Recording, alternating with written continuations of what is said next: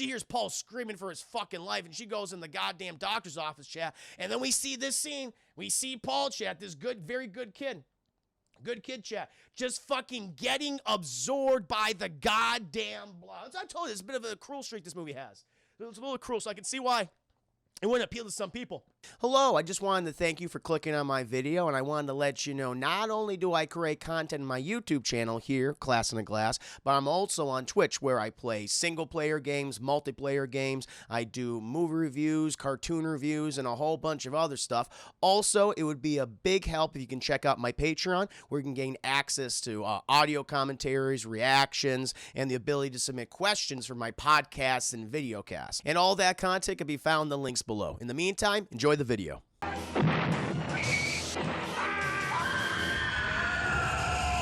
Blob. Terror has no shape. Now, my friends, we can go ahead and get into the nitty-gritty details, chat. We're starting out.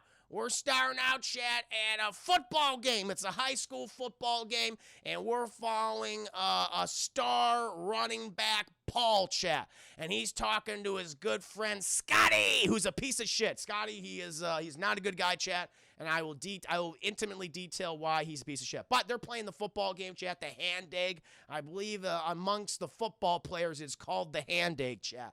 And Scotty, you know, they're ahead by like, I don't know, 30 touchdowns. I don't know what the fuck it is. I don't know the systems of points in football, chat. Touchdowns. I got a whole bunch of touchdowns. So, and they're winning. They don't give a shit anymore. And so Scotty and Paul, they're talking, and Sky's like, hey, Paul, when are you going to go for one of those cheerleaders? And he looks over and he sees Meg, chat. Meg, oh, she's a great girl. She's a straight-A student. She's captain of the cheerleading team. Everyone loves her. And, Paul, he's shy. He wants to go and talk to her. He just doesn't know when. And Sky's like, well, you go talk to you. Why don't you go talk to her, man? Why don't you do it? He's like, I'll talk to her when the time is right, Scotty, okay? Please be respectful. So Paul's a good guy, chat. He's like, despite being a football player, you know, Che, you think, oh, he's a typical jock or something like that, and he's going to be like, oh, he doesn't care about anyone. He's just there for the football and the beer and the girls, and he mistreats them. No, chat, Paul is a good guy. He has his head's on his shoulders, chat. He's on his shoulders very well. And so he's fucking running. He catches the big old footy ball, chat, and boom! He's being chased by all these kids, and they tackle the shit of him, chat. It's like, oh my God, Paul is dead. He's probably going to be crippled, chat, or sustain significant brain damage. But they all come off him. He's got the ball. Yay, another touchdown, 31. I don't know what the fuck it is, chat. It's a lot of points in the football game. And who does he happen to land right next to, chat, when he catches that footy ball? Meg. And smooth on Paul. Because Meg, she just goes, oh my God, Paul, are you okay? And he goes, oh, I'm okay, Meg. Hey, you want to go out with me later? And she goes, boy, do I. And he's like, yes, secure, date secure, chat. He made one hell of an entrance saying hello to Meg, chat. So Paul is going to be going on a date with good old Meg. This guy's like, yeah, man, whoa. Scotty's very excited. Meanwhile, we cut to Kevin Dillon, chat. I always thought this was Matt Dillon. It's not Matt Dillon, chat. It's Kevin Dillon, who famously played one of the characters in Entourage, chat. I don't know which one because they all look the same to me. All the dude bros in that show look the same to me, chat. So he's one of the white dude bros from that show. And he has a luxurious, chat, Farrah Fawcett hairdo. I mean, it is curled, it's lush, it's just all on his shoulders, chat. Oh my God, it's beautiful. And you can tell he's the bad boy, chat, because he's got a leather jacket and he has a motorcycle, chat. So he's almost fucking Marlon Brando. He's almost Marlon Brando. And like, you know, the guy in the goddamn Rebel Without a Cause movie, chat. And so he's working on his motorcycle, chat. He's got all tuned up because what he wants to do more than anything in life, chat, is jump the fucking gorge in the town. No one's been able to do it. No one's been able to jump the goddamn gorge, chat, but today's gonna be the day. So he was drinking a brewski, chat, and he throws it to the side, chat, littering, it's not good. And then this old man who's watching him, he's just watching him over the field, just, yes, Kevin Dillon. He takes the can, chat, and he slinks back into the reeds, just watching him. And so good old Kevin Dillon, chat, he revs the motorcycle. needs to get some distance between him and the fucking gorge, chat. So when he jumps off, he needs to pick up some speed so he doesn't fucking fall and die horrifically, chat, or become paralyzed from the neck down. And so he revs that motorcycle and boom, he takes off. He takes off, and he's just, he's getting closer to the precipice of the gorge, but the motorcycle's like, I can't do it. And it starts puttering, chat. He's like, oh no! And he fucking spins out, chat. He spins out, and he falls over the precipice of the gorge. Thankfully, the gorge is about 5 feet. Didn't tell you that, by the way. But it's only 5 feet, chat, and he spins out. And he crashes, and his bike's a little fucked up. He can't run it. And he gets like, it's too bad. But his injury's okay, chat. His leather jacket took the brunt of it, chat. And all he hears is, and he looks at the fucking old man, chat, this Schmiegel-looking guy, just laughing at him and clapping. He goes, come on, man. He's like, I'm always watching. Always watching. He slinks back into the reeds. It's fucking weird. So he goes off, chat. He goes off. He's a creepy-ass old man, so very fucking creepy. So good old Kevin Dillon, chat. He heads into town. And he goes talk to a friend of his named Moss. Moss, he's the local repairman, chat. He fixes all the car's auto repairs, got his own shop and everything. And Kevin Dillon does some contract work for him on the side to pay the bills, chat, to keep his motorcycle in tip-top shape. And he's in there, and he's talking to Moss. Basically, he's asking Moss, hey, can I get some tools so I can fix my bike? Moss is like, all right, you bring him by the weekend. Okay. Bring him back by the weekend. Then you're good. He's like, great, thank you so much, Moss. And Moss, he's working on this new car. He's like, hey, Kevin Dillon, look at this cool thing I have. And he has this giant industrial cooler, chat. And they point this out in the movie. And he's like, Kevin Dillon's like, what's that used for? He's like, well, you know how I work with fucking molten, like, metal and shit? And he goes, yeah. I put in the giant cooler, ba-boom. And it's fine. I could touch it and everything. He goes, wow, it's pretty goddamn cool. I bet I won't have to use that as a Deus Ex Machina at the end of the movie. Probably not. We'll see you later. So he goes off, chat. Meanwhile, chat, we cut to the diner, the local family diner, where we have sheriff.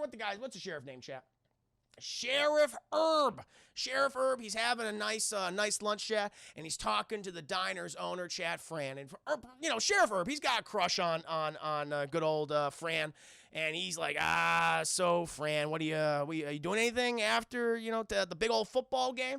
And she goes, oh, I mean, it's gonna be packed in here. I mean, it'd be kind of difficult. And he goes, well, if you want to go out sometime, I can give you my number. And she goes, you mean like on a date? And they have this like back and forth, and it's kind of cute. And it's like, oh, it's kind of sweet, chat, because they're both kind of looks like in their 40s at this point. They knew each other in high school, but they never initiated, chat. But now they've been here for so long, and everyone else has left the town. It's like, let's fucking do it. And so he's just about to leave because the football players are coming in, chat. And Fran, she's like, oh, wait, Sheriff Herb, you forgot your bill. And he goes, oh, I'm sorry. And he takes the bill, chat. He notices on the bottom her fucking phone number. He goes, yeah. And signs the tip, chat. He signs the tip, and he places it back down. He puts his own phone number right there on the merchant copy, chat. So now they've exchanged phone numbers, chat. It's adorable. It's so goddamn cute. Meanwhile, chat, as he's leaving, you know who he fucking sees, chat? That goddamn Kevin Dillon. And Sheriff Herb isn't like Kevin Dillon, chat. He knows that he's a delinquent, chat. He's always drinking the brewskis, always work on his motorcycles. He doesn't like that. Not in his town. And he's passing him by. And Kevin Dillon's like, good day, officer. How can I help you? He goes, oh, nothing, Kevin Dillon. I just want to congratulate you. He's like, oh, well, you congratulate me, sir. He's like, well, it's your birthday in a couple of days, right? And it is indeed. Thank you for the happy birthday wishes, Sheriff Herb. He's like, I ain't wishing you a happy birthday, boy. It's like, oh, bring out the boy all of a sudden. So Sheriff Herb's not that nice, chap. And he says, listen, when you turn fucking 18, which, by the way, Kevin Dillon looks like he's 35 in this movie, but we'll say he's 18. Sure, he's 18. It's like, when you turn 18 you fuck up again, your ass is grass, son. You mess with the bull, you get the horns. It's like, shit, man. That's some, like, private Dick Vernon shit from Breakfast Club. And he drives away. Meanwhile, we cut to Scotty and Paul, and they're in the local town pharmacy, chat. And Scotty, he also has acquired a date, chat. I think her name is Vicky. I believe her name is Vicky, chat. And he's like, oh, you won't believe it, man. She wants me to wear a goddamn condom. How lame is that? How lame is that, Chad? It's crazy. And, you know, Paul's just like, I think that's probably the best thing to do. I mean, you know, have sex, sure, okay, you know, express yourself, but, you know, you should, you know, respect her wishes as a woman and practice that. And he goes, it's lame, man, it's lame. Listen, I need some condom money. And he's like, I don't have condom money for you, Scotty. Can you give me the condom money? He's like, all right, fine. Here's $5 goddamn dollars. And he gives he gives fucking Scotty the $5 for the condoms, chat. And he walks over there. And he goes to the pharmacist, and he's like, how you doing, Pop? Hey, listen, can I get me an egg cream and get me a box of condoms? And he's like, would you like clear or ribbed? And he's like, oh, I want ribbed for my protection and for her pleasure. It's like, there you go, Chet. There you go. So he's going to go get the ribbed condoms.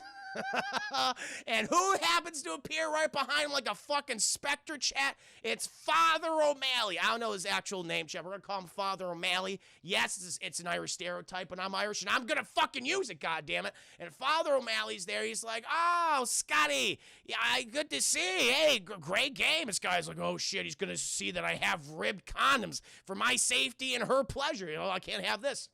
And he's like, oh, thanks, Reverend. I really do appreciate it. He goes, yeah, really good. And the pharmacist comes back and is like, here's your condoms. And he says it loud enough that the Reverend hears it. And he goes, Scotty, how? He's like, oh, no, God, it's a misunderstanding. The thing is, Reverend, I'm talking to my friend Paul, right? He throws fucking Paul under the goddamn bus. Cancel me, goddamn right. Throws him under the bus. He's like, listen, he's going on a date with a very, very naive girl. And I told him, man, you need to have condoms. You need protection both for yourself and especially for her. Okay, especially for her. So at least come to the pharmacy and let's buy them. And the pharmacist, why doesn't he fucking buy them? And he goes, I mean, you know, these kind of guys. He's embarrassed. Doesn't want to admit to it. Wants to be the cool kid. And like Paul's like, Scotty, what's the holdup? Let's get going. And the Reverend and the pharmacist are giving this guy the biggest stink eye, Chad. This guy's like, what are you gonna do, guys? What are you gonna do? And Scotty fucking leaves with Paul. Fuck Scotty, Chad. He gets everything he fucking deserves in this movie. And boy, does he get it, Chad. He does even more shitty things. We'll get to it, Chad. We'll get to it. Eventually, Chad, we cut to we're at home. We're at the home of Meg, Chat. Meg, she's getting ready for her big date with Paul, Chat. And her mom, she's, you know, Meg is fucking trying on clothes and shit. Her mom's dealing with Meg's little brother, Chat. I don't know his name. We're gonna call him Billy. Say you give me his name is the hashtag fuck Scotty. This is a big hashtag fuck Scotty stream, Chat. He's a little piece of shit. Thank you, Dark Slayer, for the 5 buddies, by the way. Appreciate you. So you're a respectable individual. So we have Eddie, Chat, who's not Meg's little brother. That's the friend of Meg's little brother, Billy. I don't know his actual name. We're gonna call him Billy for the sake of convenience. And Eddie, he's all about like going bowling at their friends, like at the bowling alley with their friends, and then going to see a rated R movie. It's basically a derivative version of Friday the 13th. And Mom's like, no, that movie's way too violent. I don't want to see that. I'll allow you to go bowling, okay, but no scary movies. How the hell are you gonna get in there? He goes, oh, my fucking brother's an usher. Don't worry about it. Don't worry about Meg's mom. She goes, I worry.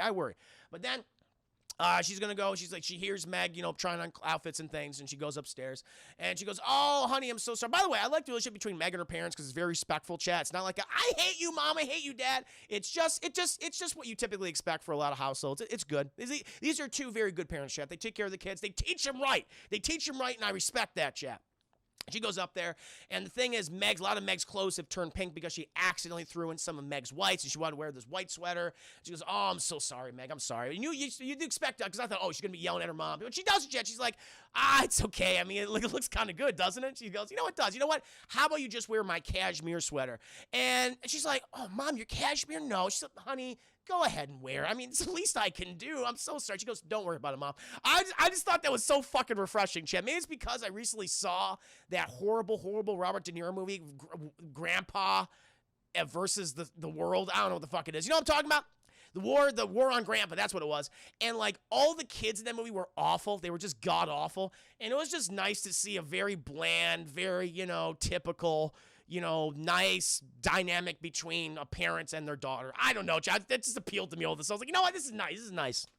And so she puts on the sweater, chat, and she changes the room. Mom goes downstairs, but the boys, Eddie and fucking Billy, they're about to leave. She's like, "Where are you boys going?" We told her, "Mom, we're gonna go to the bowling alley." And she goes, "Oh, I'm sorry, I forgot." Okay, well, wear your jacket. Billy. And because, "Mom, it's fucking boiling outside. It's like 75 degrees. She says, "But it's October. You should wear your jacket because the temperature's going to drop down precipitously, Billy." And that's a big word, Mom. She's like, "Yes, fucking look it up in the thesaurus we have." And she puts him in her little jacket, chat, and the jacket's like, it's hard to get that zipper open, chat. This is a very important plot detail later in the film. She's like, God, but you got, chat. Got him right up to his neck and cut him a little bit, but he's okay. And him and good old Eddie, they go out, chat. And who appears at the door next, chat? Fucking Paul. And he's ready to pick up Meg.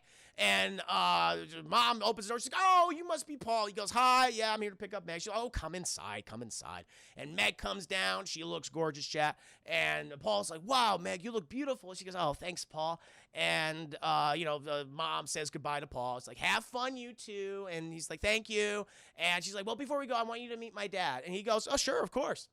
It's like, it's very nice stuff. It's like, oh, this is kind of cool. And they go meet her dad, chat, and it's like, "Dad, I want you to meet Paul." And Dad's reading the little newspaper in his den, chat, lowest newspaper. He's the fucking pharmacist. He's the fucking pharmacist, chat, from earlier. And he just looks at Paul and just says, "Ribbed." It's the Blob. That's the twist. It just lowers the newspaper. The Blob. That's the Blob. It's the dad. That would be fucking hilarious. Oh my god.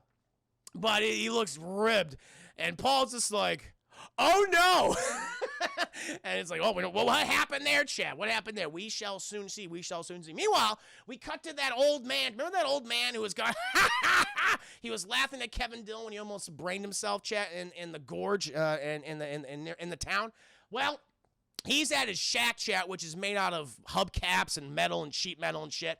And he's just crushing cans of his foot. I don't know if he's using it for his structure that is his home. I'm not sure. But he's distracted, chat, because his dog's barking. He looks up in the sky, and he sees this, what appears to be, chat, a giant meteorite heading right above him. He goes, "What the fuck?" And it's like filled with pink fire, chat. It's like pink fire trailing off of it. And it crashes right near his property, chat, like about a hill over. And he's looking, it's like, holy shit. And so he does the best thing that anyone would do in the situation, chat, not going to the police, and telling them that there was an inanimate object that fell from the sky. It's like, "No, I'm going to go over there and poke at it with a stick." And so he gets his dog, he gets his hatchet, and he goes over the next hill, chat. He's going to poke the shit out of that, whatever the fuck that thing is. He goes over there, and the dog's just like, "Oh, I'm not going in there, man. That smells foul. That's evil shit." And the dog's like, "I don't care." And he sees it, chat, and it's like basically this giant meteorite. And within this meteorite, chat, this looks like this pink splooge, this pink globular thing, a pink blob, if you will. It's a blob. And he goes, "Huh?" And he fucking takes a big old stick, chat, and goes, "Nah." And he starts poking at it. Goes poking at it. And I think the Blob at this point is like, "Listen, man, just leave me alone. I've had a rough fucking journey. The last thing I need right now is someone poking me." And the guy just keeps fucking poking him. He's like, "Motherfucker." And he basically pokes it so hard, Chad, he gets like a big old like glob it on his stick. And he does the thing that anyone would do in the situation. He brings it closer to him. He goes, "Huh." He's looking at it and shit. And he sees like it's dropping the ground. It's like acid. And he goes, "Oh, that's weird." And then he keeps like just messing with it, Chad. And Blob's like, "I fucking told you, old man. I'm going to eat you." And it just goes up the stick, Chad, and attaches to his arm and just begins absorbing and dissolving his fingers. And the guy's like, "Ah! Ah!" He's screaming and shit. And he runs off into the woods, Chad. Dog's like, dog's gone, Chad. Chat, the doggo survives. The doggo it's space jelly. It's space jelly, Chad. Yes, indeed. And the dog survives this movie. Don't worry about that. No pets were harmed in the making of this film. That I can assure you. Doggos live. Meanwhile, Meanwhile, we cut to Kevin Dillon, who apparently, chat, lives in the woods, and he's working on his motorcycle, chat. He's got the tools that were given to him by Moss, and he's just repairing the bike, you know, and then he's hearing weird shit. He's hearing weird shit in the way he's looking up and things. Like, it's like a weird light over yonder. He's like, whatever. But he goes back to work on his bike, and all of a sudden, the fucking old man pops up. He's like, ah! And he has an axe. He's like, Kevin Dillon's like, oh, shit, fuck! And the old man just brings it down his hand, chat, and the guy's just trying to chop his own hand off because that's what the Blob is. But the Blob's like, nah, man, give me all that hand. And it keeps going up his arm. And he goes, ah! And he runs off in the woods. Kevin Dillon's like, the fuck, man? And he chases after him, chat. Meanwhile, we cut to Paul and Meg, and they're in the car. And apparently the situation was fixed between Paul and the dad, chat. He explained the situation that it was actually Scotty. Thankfully, Scotty, chat, he got attributed the blame, deservedly so. And Meg's like, sorry about that. And Paul's like, no, listen, I get it. It was a misunderstanding. I'm just glad that you and your dad and I are on good terms right now. Not my best first impression, but I'm glad it was fixed. And she's like, yeah. And they're just driving everything. And, you know, like, they're having a nice conversation, chat, just talking about school and what they want to do after school and eventually get into college. And the fucking old man wanders out on the road, and fucking Paul just fucking hits him. Just boom! And she goes, ah! The old man, chat, he's a tough one. And then Kevin Dillon, he runs up. He goes, oh, shit, fuck! And they all exit the car. And Paul's like, what the fuck were you chasing that guy for? Why was I chasing him? Why did you hit him with the car? And then Kevin's like, wait, don't touch him. These guys are like, ah! He's all fucked up now. So not only does he have something eating him slowly over time, chat, half of his body is just broken. All of his legs, arm, chat, the one that's not being absorbed, just broken to shit, chat. It's terrible. And Kevin Dillon's like, listen, I saw him run in the woods. He tried to cut his own hand off of an axe, and he has got like something on him. It's like some corrosive acid thing. And they're like, oh shit, well, put him in the car. We'll take him to the hospital. So they put the old man in the car, they drove him to the hospital, chat, and they take him out, they put him in the waiting room, they go to the nurse. The nurse is like not doing shit, chat. And they're taking, like, nurse, we have this old man here, he has something on his hand, you need to get him help, we need a doctor. And she's like, does he have any insurance? And Kevin Dillon's like, I don't fucking know, he's dying. Jeez, the miracles of the American healthcare systems. Wow, even 1988, chat, garbage, fucking garbage. Help this man. She goes, fine, and she gets the doctor in, and they put him under observation. It's like, I don't know how we're gonna get that fucking thing off. He seems okay, whatever. It's like, wow, the little attention was paid to the giant glob thing on his hand. Eventually, though, Kevin Dillon's like, all right, well, this is taken care of. I'm gonna leave. I'm gonna fucking jet. Thank you, Dark Side of the 5 Biddies. Woo! Does he have a pre-existing condition? I think yes, he does. There's a giant blob monster eating him from the inside out. Thank you, Dark Slayer, for the 5 biddies. He has all of them. He got hit by a car. That's a pre-existing condition. He has a giant blob thing, slowly dissolving him over time. All of them. All of the above. Thank you, though. Thank you. Butterface, good to see you. Didn't trust Sinks after this. Oh, I know, Butterface. We'll get to that scene. We're coming up on it. We're coming on it very soon. And Kevin Dillon's like, okay, I'm gonna leave. I got a jet. And they're like, wait a minute. Well, we got to fucking get the police down here, make a police report and shit. Kevin's like, okay, you know where to find me. I live in the woods. And it's like, that's not an address. And he runs off. Gets back in his bike, chat. No, he just goes back to the woods. He doesn't have his bike there. And then Paul. Good old Paul, chat, and fucking Meg. They're just sitting in the waiting room, just they're anxious, chat. It's like, this is not the ideal date night that they expected, but hey, this is what happens. This is, sometimes, life just comes at you hard, chat. Sometimes you just get attacked by a giant blob creature from space. You can't predict these things. At this point, Paul's like, well, I'm going to go to the vending machine. You want anything? She goes, got soda. Diet, please. Diet soda, okay? And he goes, of course, diet. And he gets up, Chad, goes by the doctor's office, and he's talking to someone, and goes to the vending machine. But he notices in the other room, he sees the old man, Chad, in the observation room, and his blanket's just moving around and shit. And he's like, the fuck? And he goes over there, and he goes, sir, are you okay? And the thing just turns over and goes, blah, and it's like, like his eyes are all in the back of his head, Chad. It just looked like his entire face is just like expanding upon itself. It's a great practical. The puppetry and the practical effects of this movie are amazing. He's like, blah, and he's like, oh, Jesus. And he goes to the doctor. He's like, Doc, the old man, he's dying. And the doctor's like, I'm speaking with the patient. I don't give a fuck who you're speaking with. Come over here. And he's like, all right, fine. Was it the old transient you brought in? He goes, yeah, it was. Get your ass over here. Sorry, ma'am. And they go over there, and he's looking at me, and they approach the table, and he goes, Oh, looks like he passed away. Oh, shit. And he takes the blanket off, chat, and he's been all dissolved from, like, the chest down. He's basically just an upper chest, chat, one arm, and maybe a head, and that's it. It's all fucking gone. Legs, everything's gone. And they're like, what the fuck? The doctor's panicking, and she's like, oh, my God. Oh, my God. And Paulie does the responsible thing, chat. He goes to the doctor's office. Lady, she fucking takes off, who he was talking to. He goes to the doctor's office, chat, and he begins dialing 911 for fucking Sheriff Herb, chat. And he's dialing, chat, but the door slowly closes behind him. And it's the Blob. And it's making its way up the wall, chat, all the way to the ceiling. He's like, Sheriff Herb. Listen, there's been a murder. And he's like, where are you? I'm at the hospital. And then he starts noticing these little drops of acid. He's like, what the fuck? And he looks up, chat, and the Blob's like, hello. And he goes, ah, and it drops on him, chat. And Meg, she hears this. She hears Paul screaming for his fucking life, and she goes in the goddamn doctor's office, chat. And then we see this scene. We see Paul, chat, this very good kid. Good kid, chat. Just fucking getting absorbed by the goddamn Blob. I told you, it's a bit of a cruel streak this movie has. It's a little cruel, so I can see why it wouldn't appeal to some people. But it's basically, chat, on top of him as it's making its way out the window. And Meg panics, and she grabs his outstretched hand right there, chat. But as it's happening, as the Blob is moving towards out the window, chat, it's slowly just melting his face. So it's coming, and it's like pulling back his head, chat. And she's holding the one outstretched arm, chat. But that thing fucking goes. And she basically just comes right off, chat. And she's like, ah! And she throws on the ground. She hits herself in the head, and she topples over, chat. And Paul, the only thing that's left of Paul, chat, is a few vestiges of blood and splooge, shit and piss, and a severed arm. And that's it, chat. That's all that's left of Paul. Poor Paul, Butterface. He didn't deserve that. Chat. He was a good kid. And respectful. And very respectful of Meg. But eventually they call, the police do get there.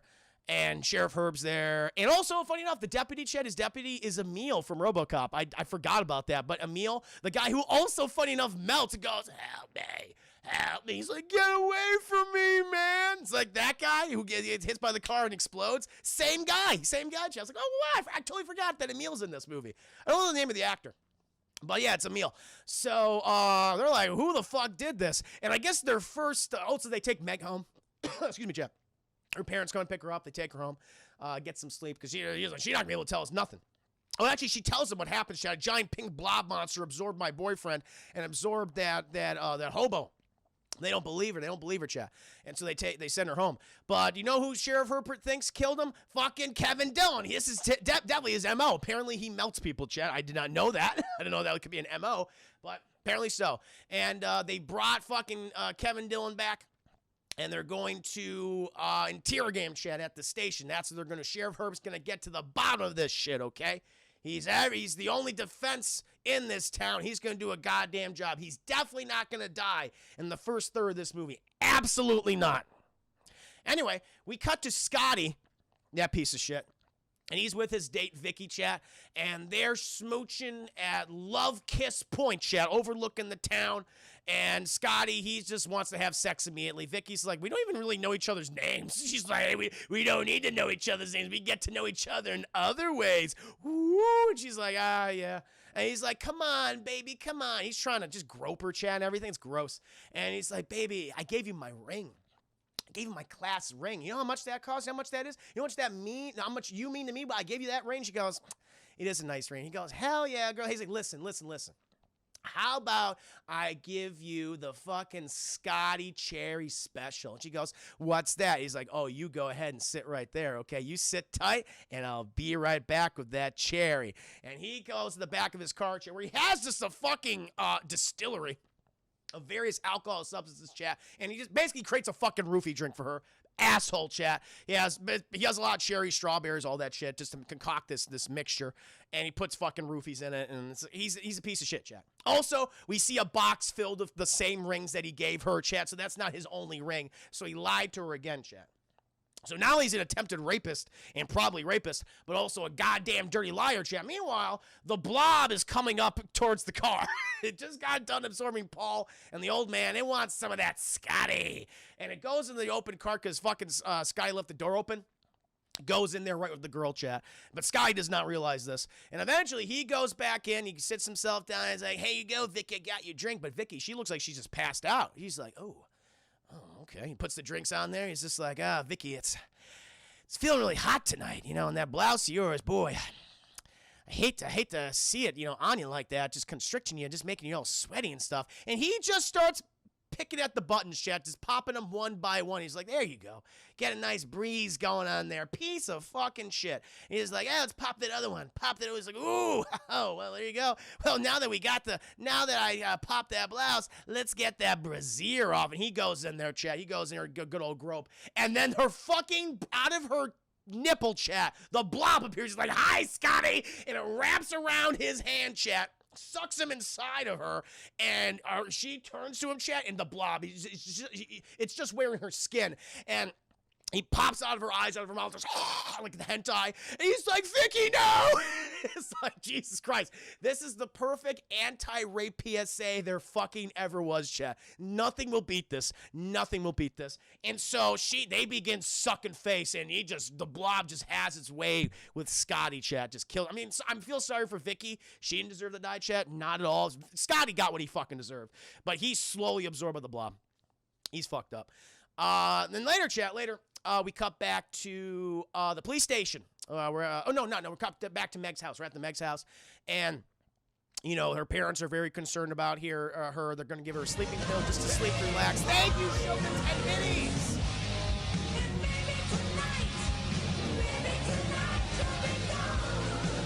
Thank you, show. Snark night. Where did the blob enter, Vicky? Every orifice, my friend. Sadly, Vicky did not deserve what happened to her. Thank you, Dark 75 B's. Do not sexually assault or an alien blob before you. That should be the PSA.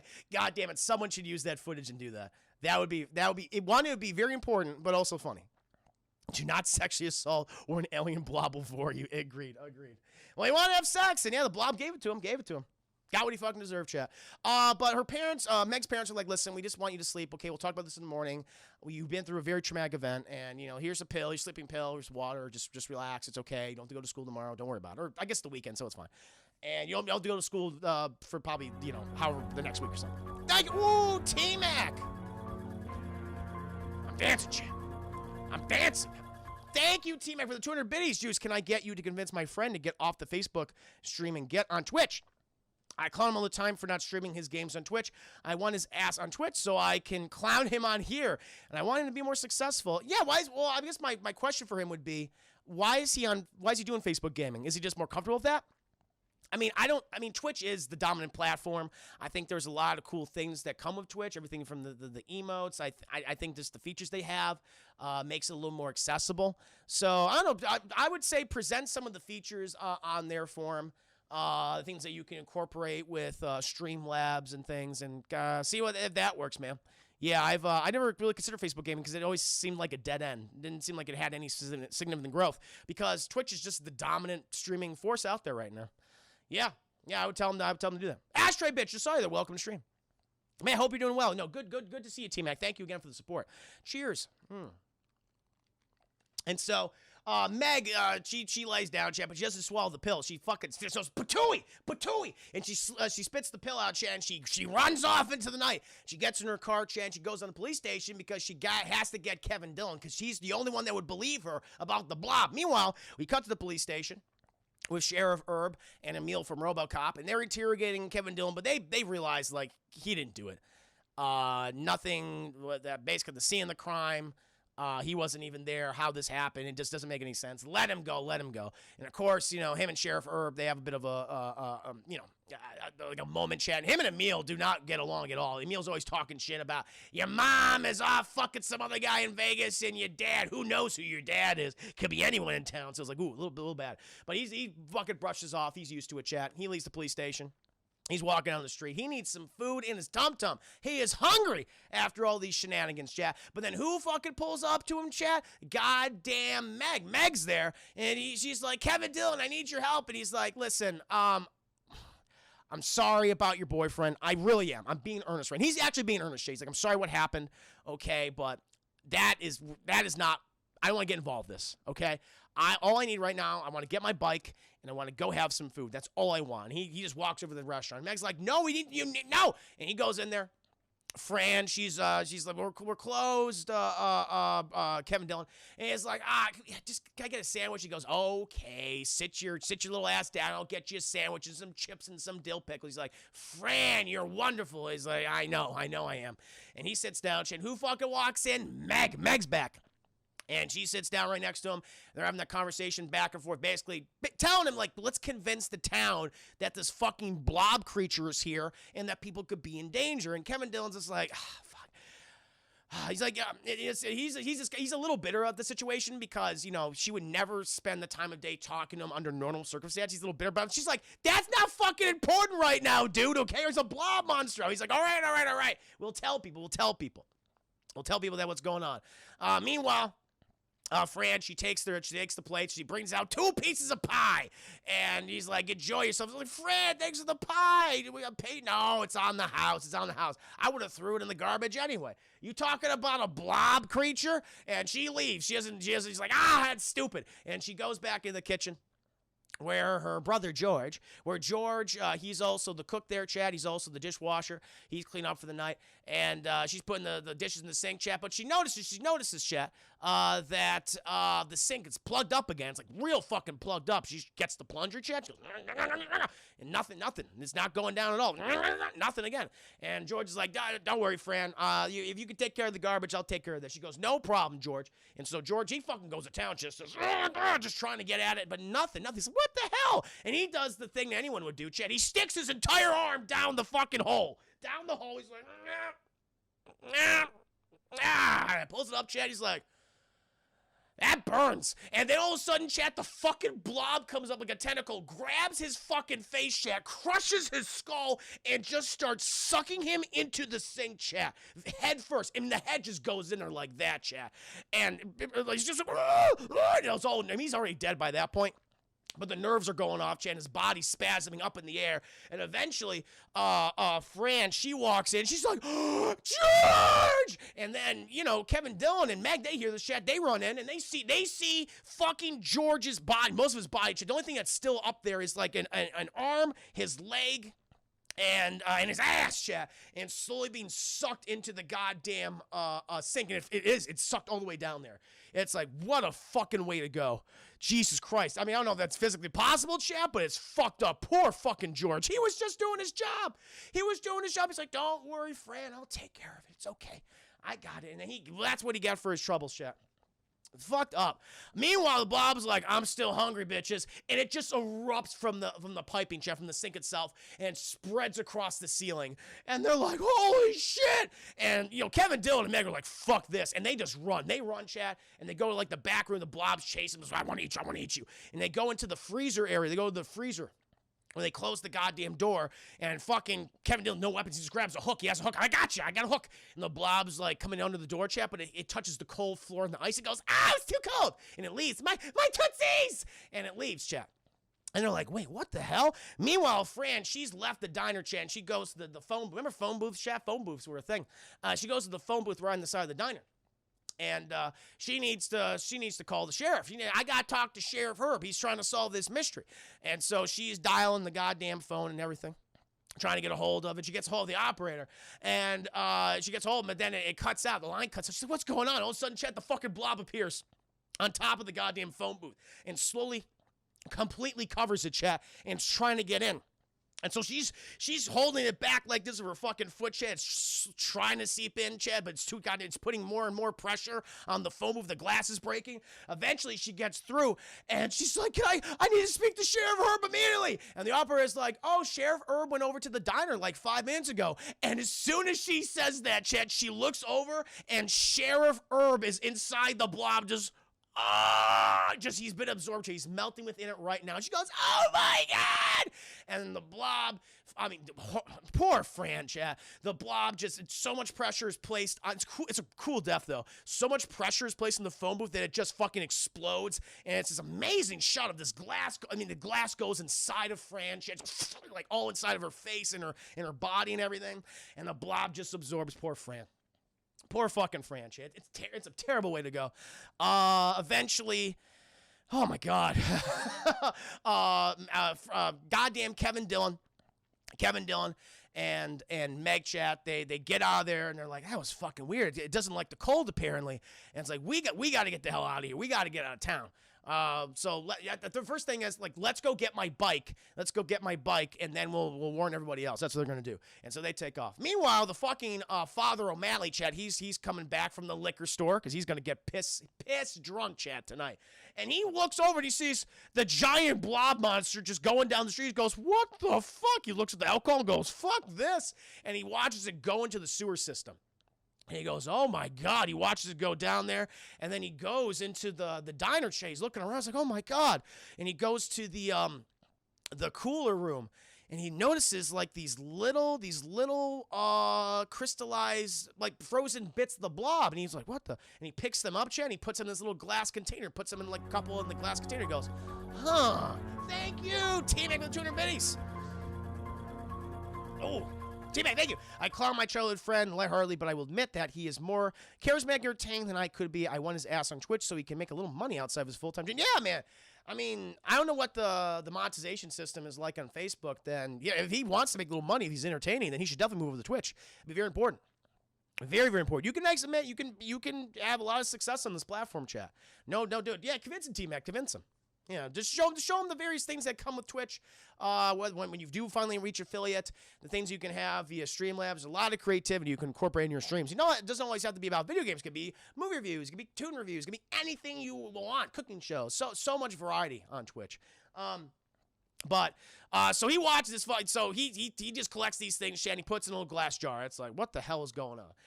Meanwhile, Chat, we cut to Kevin Dillon and Meg, and they're on their way to the forest. But the whole fucking area, Chat, has been taken over by these scientists, these government scientists. And they're like, what the hell? And they're approached by these soldiers. And this guy comes over, Chat, this very friendly guy named Dr. Meadows. And he goes, oh, hello, children. He's like Dr. Hibbert, Chat, like Dr. Hibbert from The Simpsons. And he's like, oh, how you guys doing? You know, you shouldn't be out here right now. It's dangerous. This whole area's under quarantine. And they go like, what the hell is going on? He's like, well, son, let me tell you. Apparently, we just got word. Okay, that's the thing, because the police were also doing a stakeout, and they're looking for a meal, because they went to the police station, Chat, looking for a meal. She says, he's out by the fucking, looking for all the people. And that's when they're looking for a meal, Chat. They came across his bike, and then a meal is work of the scientists. And that's when they meet Dr. Hibbert. So they're talking to good old Dr. Hibbert, and he's like, oh, well, you know what? This is what happened. Apparently, a biological pathogen, which hitched a ride. A meteor crash landed here, and it may have released a deadly virus. And so we're just quarantined. I mean, you're safe right now. We don't believe you're infected, but you're safe right now. And we want to make sure everyone else is safe. And, you know, fucking Kevin Dillon's like, yeah, your whole biological disease shit, that bullshit. It's the biggest fucking germ I've ever seen, because it's fucking loud, and it's hungry, and it's eating people. And the guy goes, oh, didn't fucking expect that, now did we? I'm like, And he's like, well, you know what? We're just going to take you back to town, and everything's going to be just okay, all right? You know, just get into this windowless van, and you're going to be fine. You're going to be fine.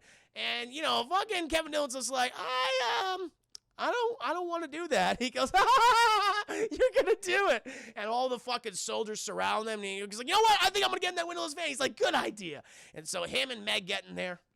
And the scientists, they move into town, and they start telling people, get out of your homes, go to the town hall. That's where you got to be, okay? This is a mandatory quarantine. This is for your own safety. So please go to the town hall. And eventually we cut to the windowless van, Chat, with Kevin Dillon and Meg. And Kevin Dillon's just like, this is a bullshit.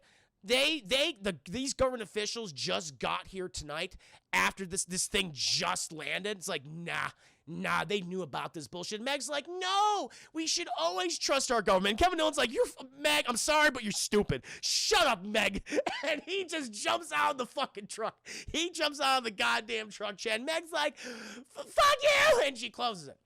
He's like, I'm going to have to come back and save everyone. He'll have to do that. And Eventually, he goes over to, he finds his motorcycle, Chat, but he's like, he doesn't trust these goddamn scientists. There's just something about him he doesn't trust. And so he goes ahead and he goes to, like, the outer rim of it, to the one the main compound chat, and he's listening in. He's listening to Dr. Meadows. And Dr. Meadows, Chad, who is basically Dr. Hibbert, if you will, he's evil. He's not a kind old man, Chad. He's evil because the scientists are all there. It's like, listen, Dr. Meadows, this operation, it's crazy. I mean, we didn't think that the biological pathogen would be released here. And he goes, I know. This is the perfect testing area for our ultimate weapon. We'll beat the Russians. It was all about the Russians, Chad. So the thing is, the Blob, it didn't come from a meteor from outer space, Chad. It's man-made. It was made here in these United States of America, Chad. And who's its baby daddy, Chad? Dr. Meadows. It's his, but he didn't intend it to become a giant blob-like absorbent creature. No, he just wanted to be a deadly pathogen, Chad. He just wanted to test on this fucking town and hurt all these people. But he's like, hey, this is even better. We beat the Ruskies.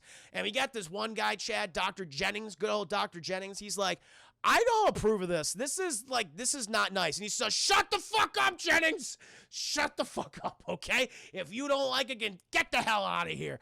And you got the colonel. The colonel's just like, so what are we going to do with the town people? You know, because apparently we're getting reports, a lot of them being fucking absorbed by the Blob. And Dr. Meadows looks directly at the camera and goes, oh, they're expendable. And Kevin Dillon's like, Dr. Meadows, you bastard. Terrible, terrible. And so he's just about to leave, Chad, but then one of the soldiers, Chad, goes, get up, son. He's like, shit, fuck, shit. And he gets up, Chad, and he punches him. He punches the guy, and he gets on his fucking bike, Chad. And I love it because apparently, all these scientists, Chad, all of the U.S. military, they can't chase down a 17-year-old, a 35-year-old pretend to be a 17-year-old on a motorcycle, Chad, because he's got fucking helicopters chasing after him. He's got trucks, motorcycles, ATVs, tanks, and shit. They're all shooting at him, and they keep missing, Chad. They can't kill Kevin Dillon. You can't stop Kevin Dillon, Chad. And he's riding this motorcycle, Chad. He's coming to it. The gorge. I told you earlier about, Chad. The gorge. He's like, his better work this time. And he fucking it's like Back to the Future soundtrack kicks in. And he jumps over the gorge. And he lands on the other side, Chad, with his shitty motorcycle. While all the government vehicles miss it, Chad. They go, they all fucking explode. The tanks tip over, Chad. The helicopters are in the air. Why are they crashing? And the helicopters are crashing, Chad. It's so stupid. But he makes it, Chad. He heads back to town because he's going to go save Meg. He's going to go save Meg, and he's going to win the town, Chad. He's not going to abandon them. That's the last thing he wants to do. He's like, no, this is my people. These are my people. And even if they don't like me, I'm going to save them anyway. Meanwhile, Chad, we cut back to Meg. And she's dropped off, and she goes to the town hall where she sees her parents are there. Her parents are like, oh, Meg. She's like, I'm sorry, Mom. I'm sorry I ran away. It's like, okay, where's your brother? We can't find your brother. She goes, oh, no, aren't they at fucking Eddie's house? And Eddie's mom's like, Eddie told me they were going to be at your house. And he's like, oh, those little shits. They went to the movie theater, didn't they? Went to go see that scary movie. And Meg's like, it's okay. I'll go to the movies and get him. They're like, oh, thank you, Meg. Thank you. And she runs off, Chad. Meanwhile, we cut to the movie theater where Billy and Eddie, Chad, they are enjoying a fine picture film. So it's movie variety. You get this. I love it though, Chad, because you get they focus on this one moviegoer who has already seen the movie, and he constantly spoils for other people. Go, hey, look at this part. He gets that, and he stabs it with that guy, and he takes the fucking rock and he smashes on the girl's head. It's like, shut the fuck up. You don't need to narrate the film. It's annoying. Thank you. Woo. Toby Marshall, thank you so much for the follow. You're my new Huckleberry. Welcome to stream. Yo, what's up, man? Keep doing stream, man. One day you will have a lot of followers. Enjoy life. Hope you have a good day. Thank you. No, I appreciate that. No, welcome. Hope you're doing very well today. Appreciate the support. I'm doing my review right now, spoiler review of The Blob, the 1988 cult classic. And so they're telling this fucking weirdo just to shut the fuck up, and he won't, Chad. He can't help himself. I don't know why. We cut up to the projectionist room, Chad, and this guy's having a rough day. Apparently the AC's off. Ooh, thank you. Another follower, Chad. We'll thank this person as well. Oh, another Dunder. Another Dunder. Thank you for the follow. You're also my Huckleberry. Hope you're doing very well today. And so we're up at the projectionist booth, and this guy's having a rough time. Chat, the AC's out, and he's like, what the fuck is going on? And he calls down, he's like, listen, you got to get someone up here to fix the AC. And the guy's telling, listen, man, the AC's on full blast. And he's like, the fuck? He's like, something might be blocking. He goes, God damn it. And he gets these little glasses, chat, with lights on, and he sticks his head, and he opens the ventilation shaft. He's looking around. He's not seeing anything. But then, chat, we're from the perspective of the camera, and it's the fucking blob, and it goes up and attacks. The guy goes, ah, and it gets him, chat, it gets him. And it gets him. It's like, oh, no, what happened? Meanwhile, maintenance, they send up like a maitre d' to go check on the projectionist, chat. He goes up there, and he's like looking for him. He's like, Steve, hey, it's hot up here. And all of a sudden, chat, because good old Steve was playing with a yo-yo early. He just likes the yo-yo, chat. He's doing those yo-yo tricks. Remember, like the late 90s, chat, before Pokemon? Everyone loved yo-yos. Yo-yos came back in the fashion. They were big in the 80s, too. Everyone loved a good yo-yo, chat. And so did Steve.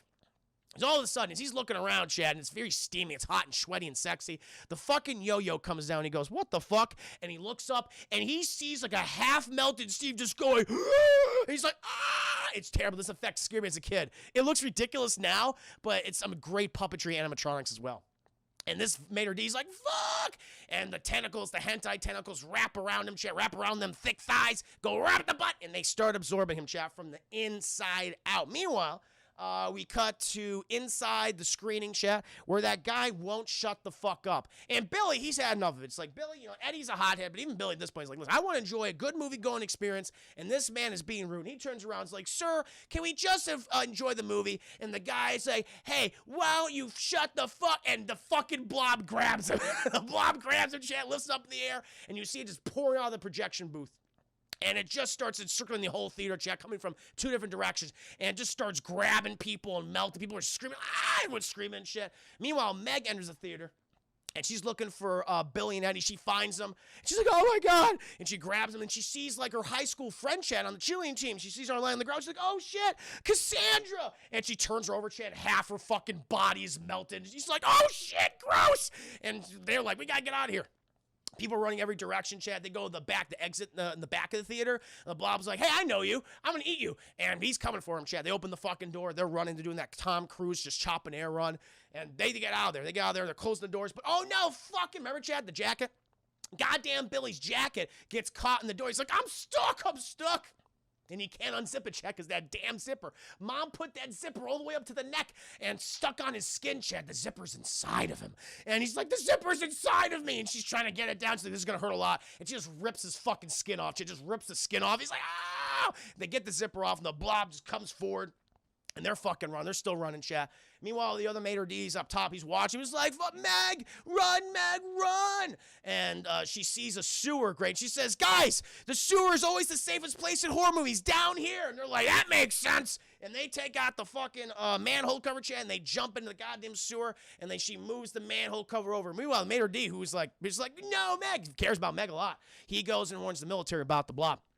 But then we cut back to good old Meg, chat. But the fucking Blob's coming through the little holes in the manhole cover, just like, I'm gonna get you.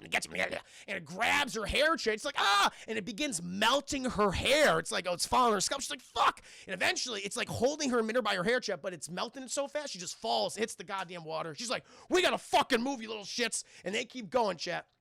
They go deep into the sewers. They got to fight a way out because they can't go that way anymore. And then they get to like this, it's just gray water, chat. It's just shit. It's just piss. Various other fluids down there. It's just gross. It's hot. They're sweaty in this just very lukewarm shit piss water. It's like, oh my God, what a situation to be in. Never going to sewer. It's like, you know what, just fucking kill me. I'm not going to goddamn sewer. I have too much fucking respect. And so they wad in this neck-high water, chat, and they're going. And eventually they turn around and they see the fucking Blob. They see this thing bubbling towards. It's like, oh shit! And she grabs them both by their jackets, like, move, you little shits! And she's like, ooh. She's like thrusting them forward, chat. She's like using them to swim faster. And she gets into this piping because they get up there. There's the sewer grate where like Pennywise is. And Pennywise is like, hi guys, hi. And Pennywise is up there, chat. And she's like, go towards the clown. But it's too late, chat, because little fucking Eddie, Eddie, who just moments ago broke down and cried, said, I'll never go to a horror movie again. I love my mom. I'm sorry. She's like, it's okay, Eddie, you're gonna make it. Fucking, this is a cruel death. This thing grabs Eddie and just takes him under the water. And meanwhile, Billy's like, fuck Eddie. He just keeps climbing. I'm like, sorry, friend. I can get more friends later on. I'm young. Meanwhile, Meg, she jumps back in the water trying to save Eddie. Seventh facade, welcome to the stream. Hope you're doing very well. So Meg's a good soul. She's good. She's got a kind heart. And she drops back in the water, and she comes up, and she's like, I can't find him.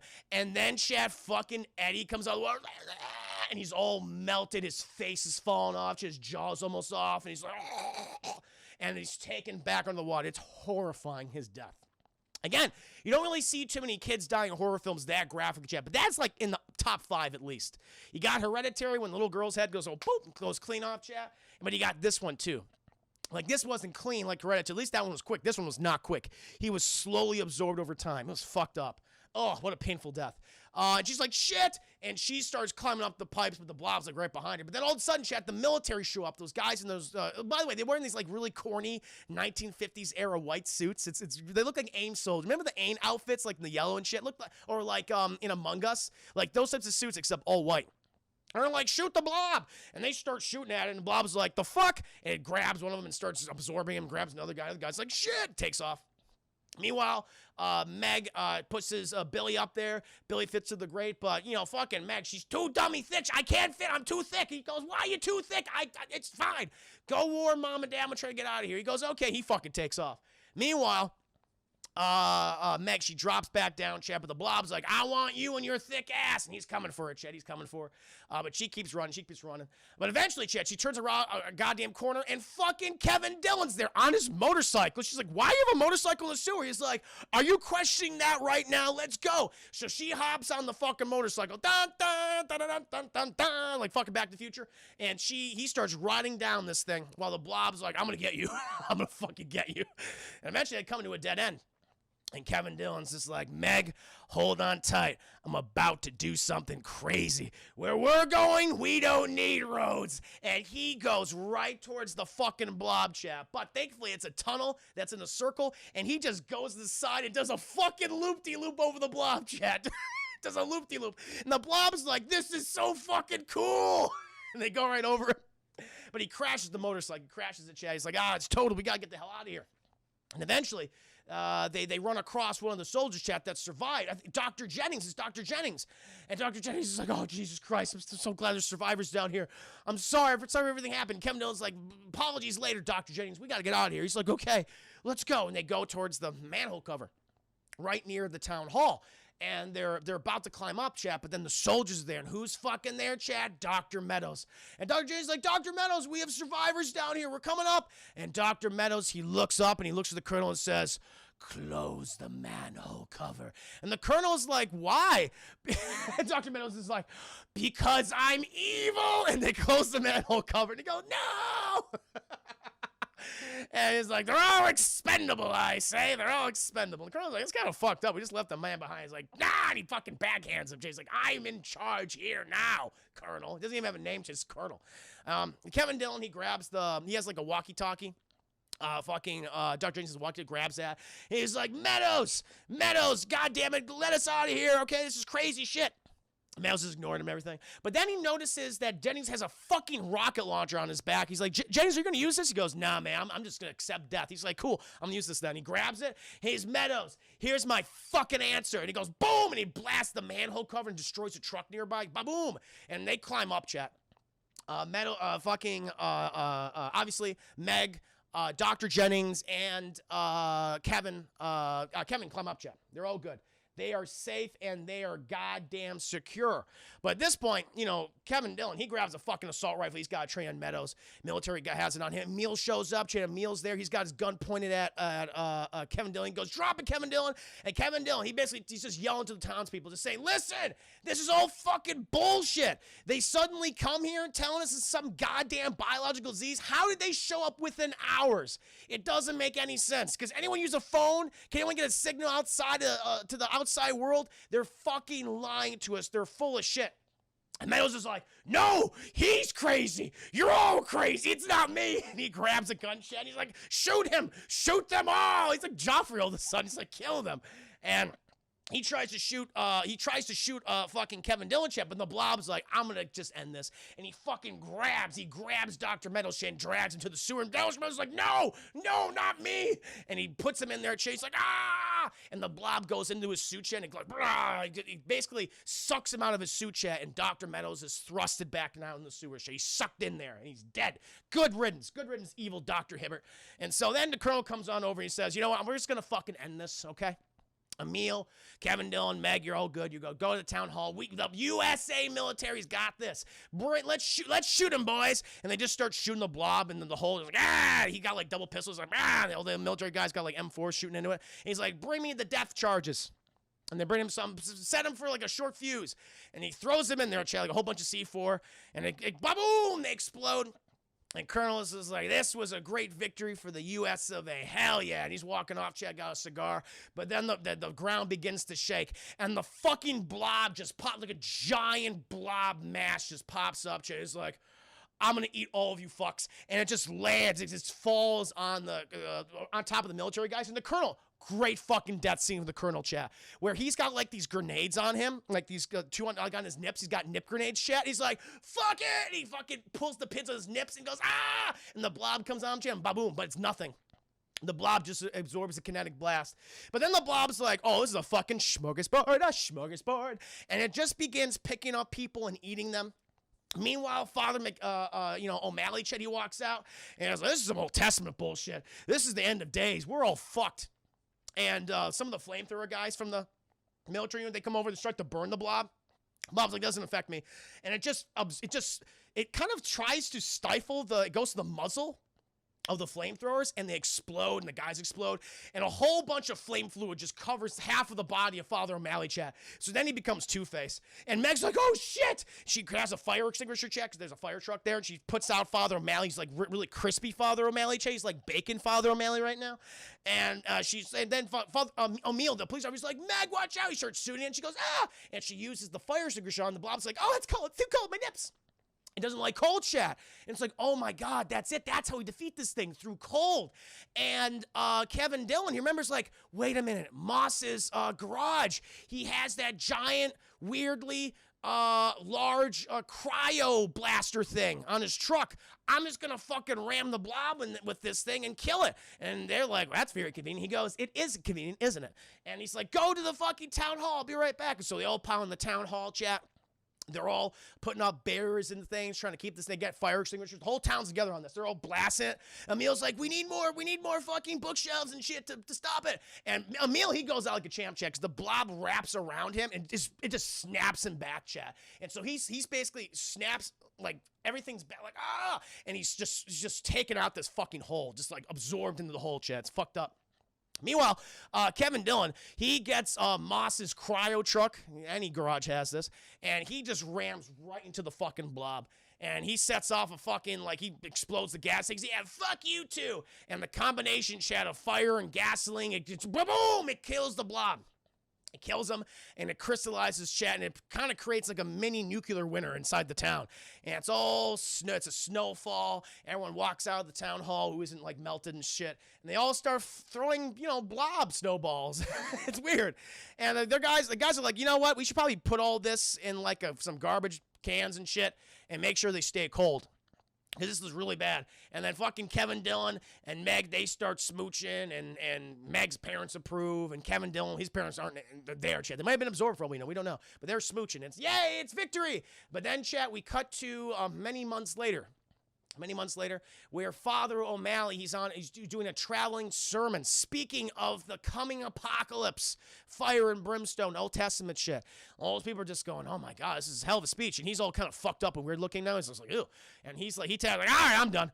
And he goes to his little alcove, chat, where he takes off his glasses. You see that his eyes all like milky white. He's all scarred up from the flamethrower and everything. One of his parishioners come and he's like, Father O'Malley, when is the apocalypse coming? When is Revelations? When shall we ascend to heaven?